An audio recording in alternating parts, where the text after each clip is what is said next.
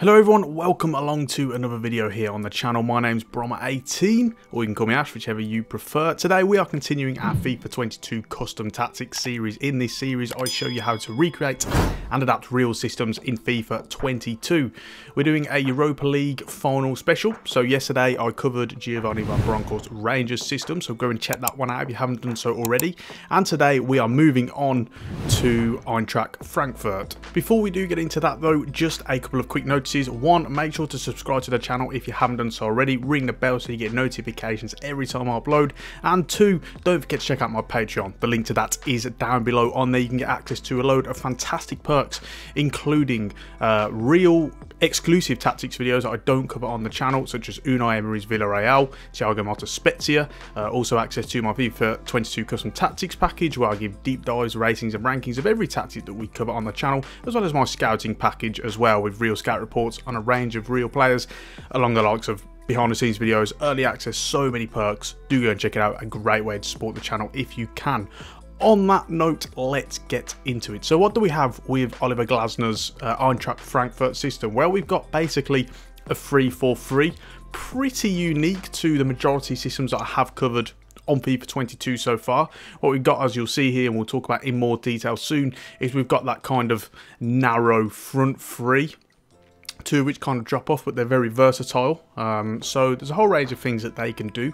With regards to the formation, what I actually did is, because you want the two central midfielders to actually be defensive midfielders, you actually have to go for the 3-5-2 system, as opposed to, if we go down here, something like the 3-4-2-1, where they're centre mids and for some reason you can't then move them down to defensive midfield.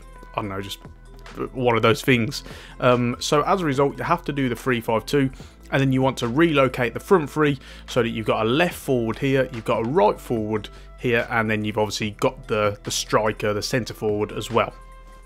And then the reason why we've had to do all this is because we need those defensive midfielders. These guys act as the pivot. They don't venture forward very much. It's pretty much, the team is split into two halves, and you've got the front five, the attacking five, and then you've got the back five, which is obviously the two central midfielders, and then the three centre backs as well. And that's kind of how they do things, really. These guys are acting as more of a, like I say, a possessional pivot, as opposed to people who are going to contribute to the attacks and really get forward. So with that double pivot, you get that more nicely in the defensive midfield role, and you get that nice split as well.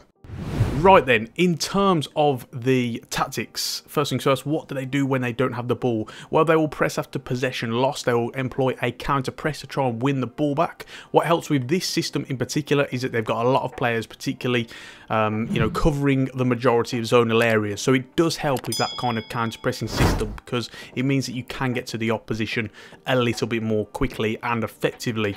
The width is down to 30, the lowest you can have for it to be on balance before it then goes to a narrow shape. What we're trying to do here is, not only are we trying to cut out the gaps in between, but the most important thing is that we want to make sure that the right and left forward stay in those central areas. We're trying not to get them dragged out as much as possible, and you'll see that in the attacking width as well. So we have to be mindful of that, and that's really the level that I kind of found out where you could get that sweet spot. The depth is on 60, giving you a mid block, but a slightly more further forward mid block, I guess. And what we're looking to do here is, again, kind of be complementary of that counter press, but at the same time still be mindful of the fact that you don't want to leave too much space in behind your back line for the opposition to be able to play through, particularly in FIFA as well. So we've got that on 60, giving you a pretty solid mid block. Offensively, what do we have? Well, we have slow build-up with the build-up play, meaning that you're going to be able to play through the thirds. Very much about that double pivot that we spoke about earlier. These guys are going to drop off and show for the ball. It's really the kind of front five that are going to kind of separate. You're going to really notice big gaps in between the back five and the front five. That's okay, because that's the design of the tactic. That's what they like to do. They want to try and be able to play out from the back by having lots of options, but they want to stretch the opposition vertically, and so as a result they want to pin them back with that attacking five. The chance creation is forward runs, lots of runs, particularly from the right and left forward as well. That's very, very important. You want to make sure that they're utilising their pace, their movement and their energy in order to keep kind of creating those attacking moves. Again, the wing backs will do the same as well. I'd say probably the striker, which in this case is Boré, he's probably the least mobile out of all of them in terms of the runs that he makes. He actually kind of orchestrates play a little bit more. But generally, again, with forward runs, like I say, there's a high volume of runs, and that's really how they create their chances. The width is down to 20, alluded to it just earlier. What we're trying to do here is we need to make sure that the right and left forwards are very, very narrow. We don't want them getting dragged out wide onto the touch lines.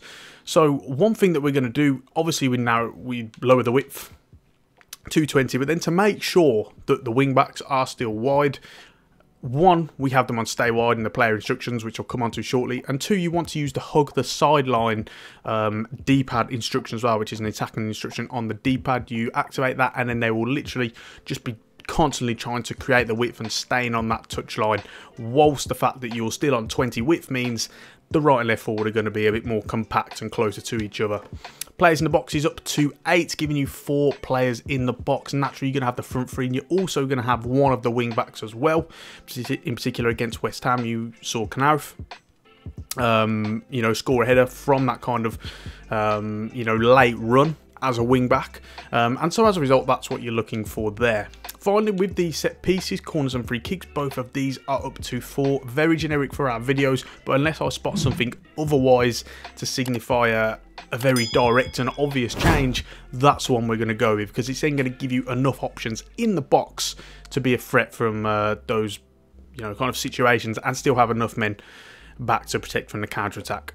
So with regards to the player instructions then, we'll start off with Kevin Trapp in goal, and we will work our way through the field. So first things first, with the goalkeeper, we've got him on comes to crosses, and he will help relieve the pressure from you in those crossing situations. But then saving outside the box is unbalanced. Don't notice that he doesn't really come out of goal too much. Again, you know, 31 years old now, he's quite a slow goalkeeper anyway. We noticed that he doesn't really look too comfortable, you know, kind of sweeping high at the pitch and outside his box. So in that case, we have that unbalanced.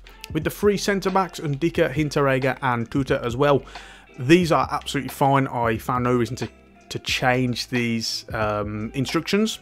So as a result, we can move straight on to the midfield. We'll start off with I guess we'll start off with the defensive midfielders. Both of these are actually on the same. We spoke earlier about how they're kind of that double pivot, and they're not looking to contribute to the attacking phases too much. What they will do is they'll kind of push up in the sense that they'll push up to the end of the middle third of the pitch and look to support attacks with a possessional kind of standpoint, and also look to break up any opposition counter-attacks high at the pitch. But what they won't do is obviously burst into the box and act as those more kind of box-to-box midfielders, I guess. Defensively, what they're going to do, they're going to try and screen the back 3 and just offer, or back 5, whichever you prefer, and just offer as much protection as possible. So they're both on stay out while attacking. They're on cut passing lanes. Again, obviously man marking doesn't work in this game anyway, but with cut passing lanes, what we have there is they will help to suppress any numerical advantages that the opposition may have, in particular when teams are playing free in midfield, such as a 4-3-3 for example. You know, there might be an element of them getting outnumbered. As a result, in order to counter that, they need to try and, rather than going man for man and leave one free, they will try and even it up by obviously cutting out the lanes and taking a more zonal approach. Next up, with the defensive position, both of them are on cover centre. I noticed they don't like being dragged out wide. They like to stay in the central areas.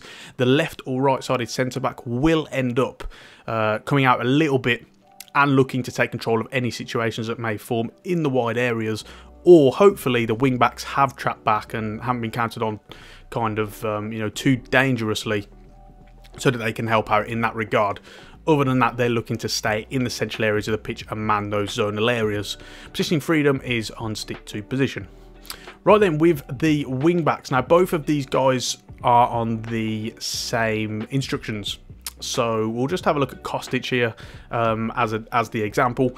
Got them on comeback on defence naturally, so that they will play that wing back role, and this is how you can get them being a wing back as opposed to a wide midfielder. The game does a really good job of recognising when you don't have fullbacks on the pitch, and so when you have a wide midfielder or a winger on comeback on defence, they will then trap back and they will bed in with their back line, so it does help to form a back five. The chance creation is stay wide. We spoke about that earlier, how they're the ones looking to create the width of the pitch and they're on the touchline. That's how they try and stretch the opposition out as much as possible, constantly finding them in a lot of space. The opposition don't like to kind of commit and stretch themselves horizontally, so as a result, you tend to find them in a lot of space. The support runs is getting behind. Again, we spoke about forward runs earlier. This is how they form a lot of their attacks. They're looking for a lot of penetration, but it's not just constant running though. It's more clever and intelligent running.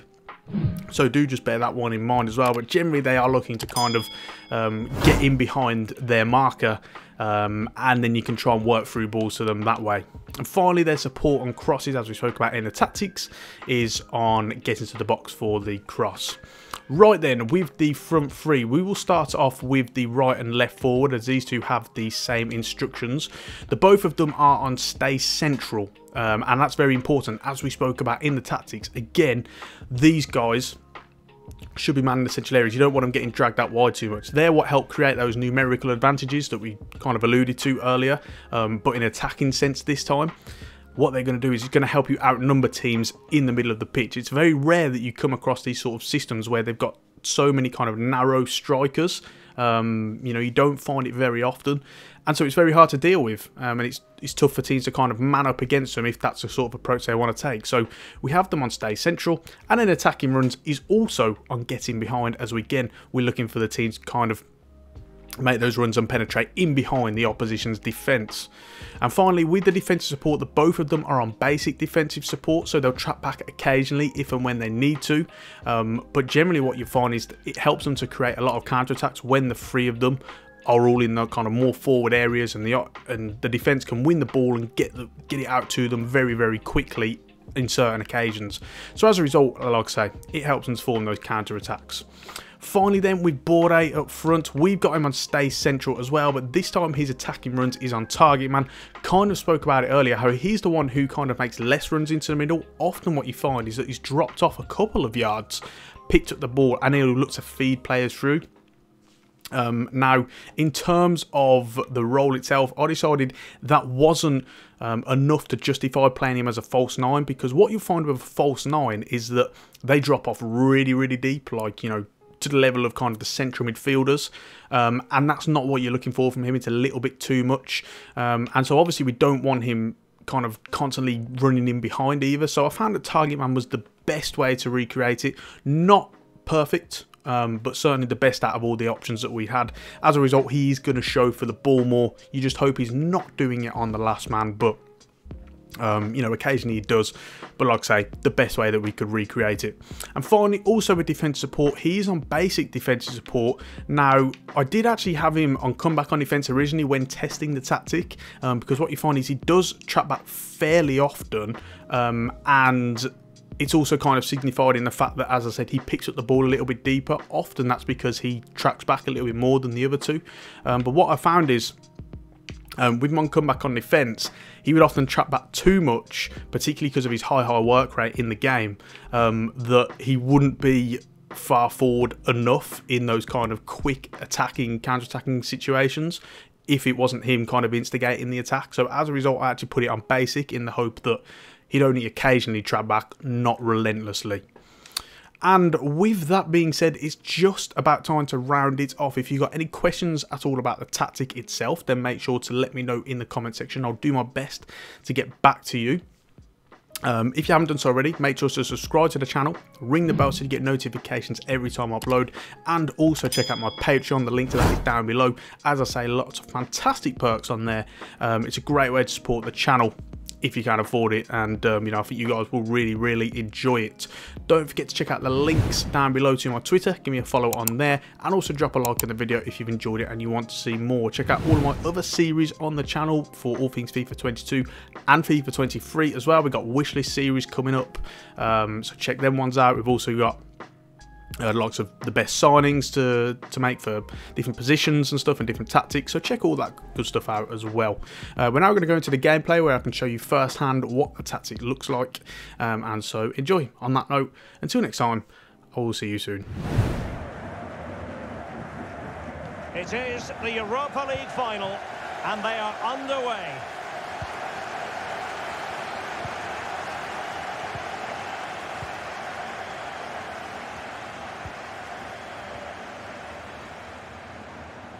It is a decent-looking attack here. Is this the moment? Was an important piece of defending.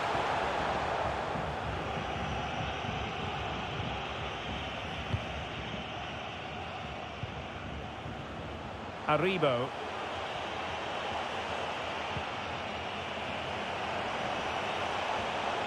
And plenty of scope to be creative in that wide position. Big chance. Keeper getting the touch.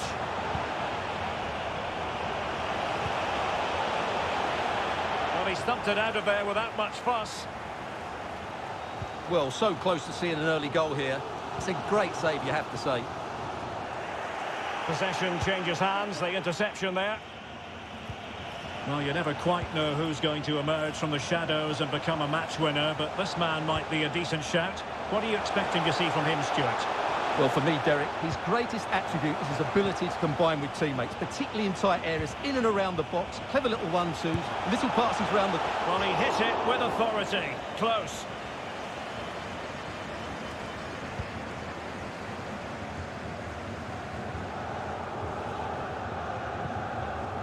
Kostic.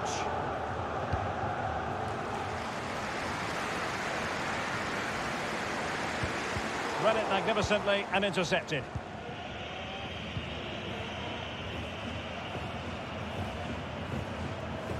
Excellent use of the ball as they make their way forward. But really sticking to their task defensively.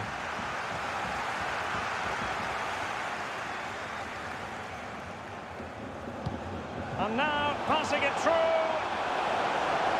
Oh, could be a chance. Oh, yes! First to score in this final. And it could be highly significant.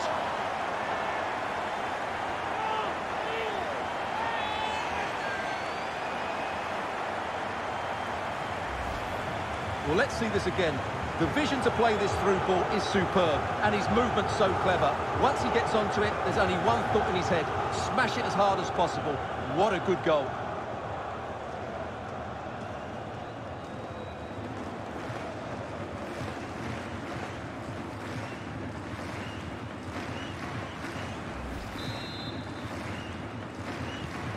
So the match has restarted. 1-0 here.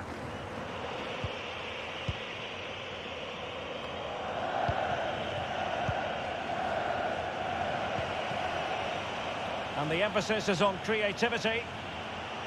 How about the cross? Well, they haven't overcome all the difficulties. And in the end, no damage done.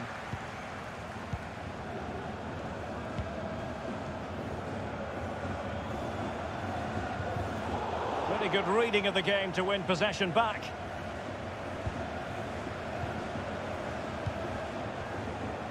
Kent.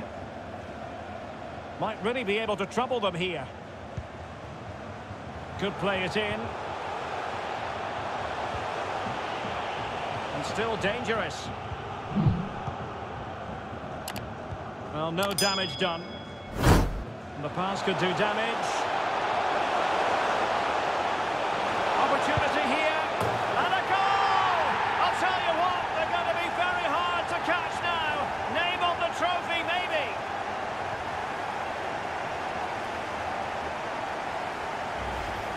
Well, here it is again, and it's all about the pace on the counter-attack. They were so quick to break out from their defensive positions, and then the shot could not be hit any better. Struck with such venom. Great goal.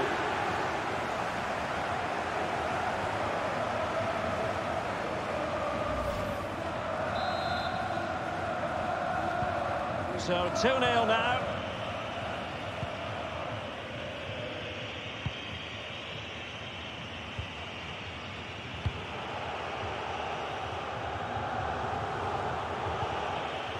A good and fair challenge.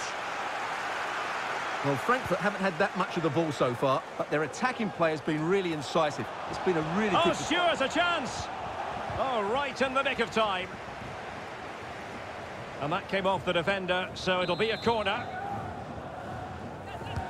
Playing it in, attending to his defensive chores. Well, let's see what they have in store for them on the break.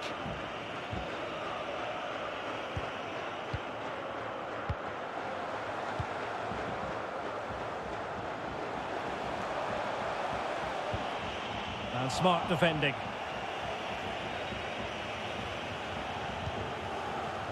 Boré. Lost possession.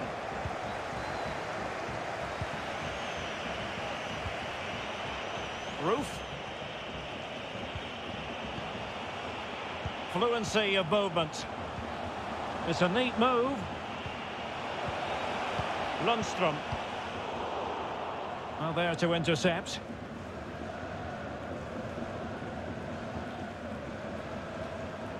Well, he could really get at the opposition.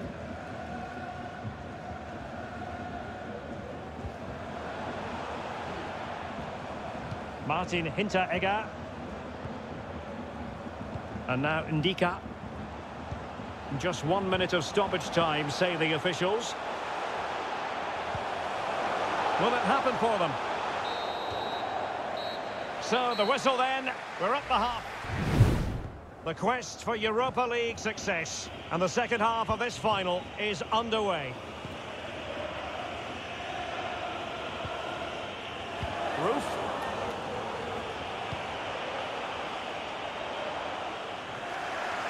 And the ball lost here.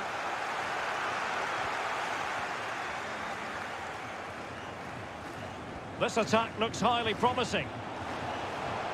Oh, breezing past him. He must finish! Oh, commanding goalkeeping.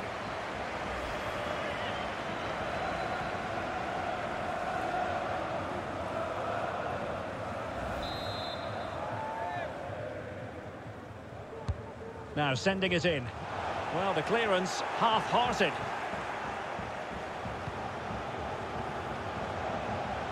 And a fine cross. It comes to nothing in the end.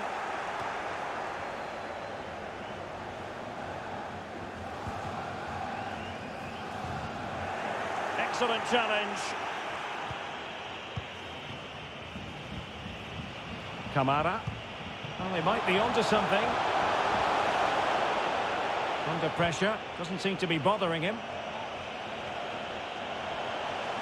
Opportunity to deliver the cross. Lundstrom. It's with Wright. Roof. Well, he has the measure of his man. Right now. And a timely intervention. Rafael Santos Boré.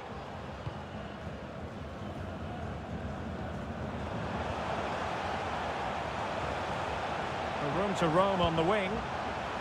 Well, it was pretty straightforward for the goalkeeper.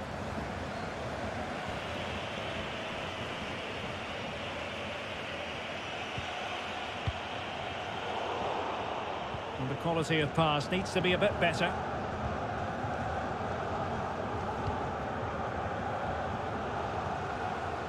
Boré. Now he must favour the cross. Chance here. Well, the keeper reacted magnificently. It might be on for them. Well, he knows it. The shot needed to be just a bit lower.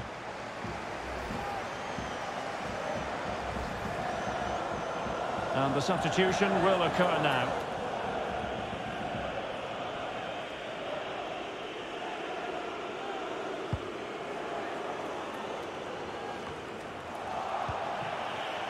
Kent.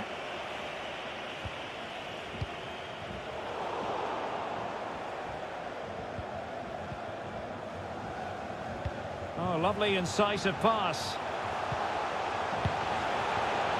Well, I'm afraid it goes down as a wasted opportunity. Well, no excuses. He should have scored there, and the goalkeeper got really lucky. He can't believe it. Ramsey. Kamara. It's with Wright. At times they make passing look easy. James Tavernier.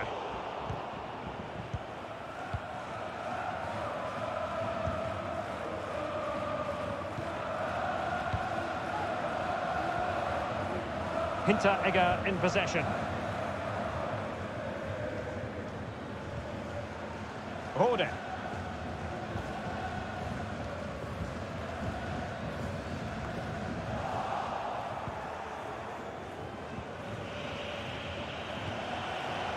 Roof.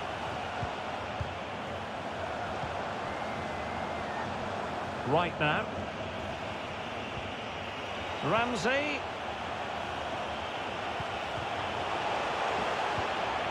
Kamara. Ryan Kent has it. Right. It's a nice looking ball. And they produce the arrears. You never know. They still believe in themselves.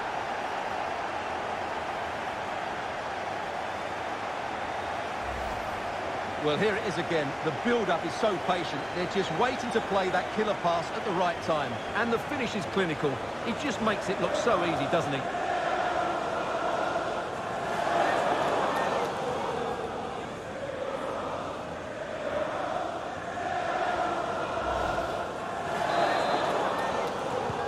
And the ball is moving again.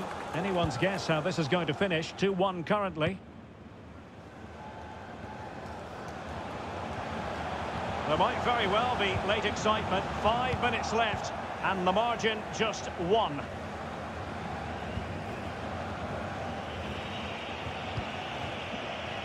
They're showing a willingness to attack, as they must, given the circumstances. Time running out.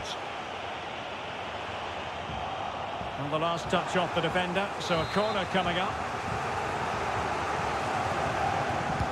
Can he deliver it with accuracy? Found wanting a bit with that delivery. Boré.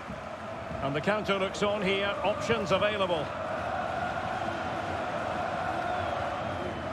And the electronic board delivers the news. 2 minutes of stoppage time. Good pressure high up the pitch.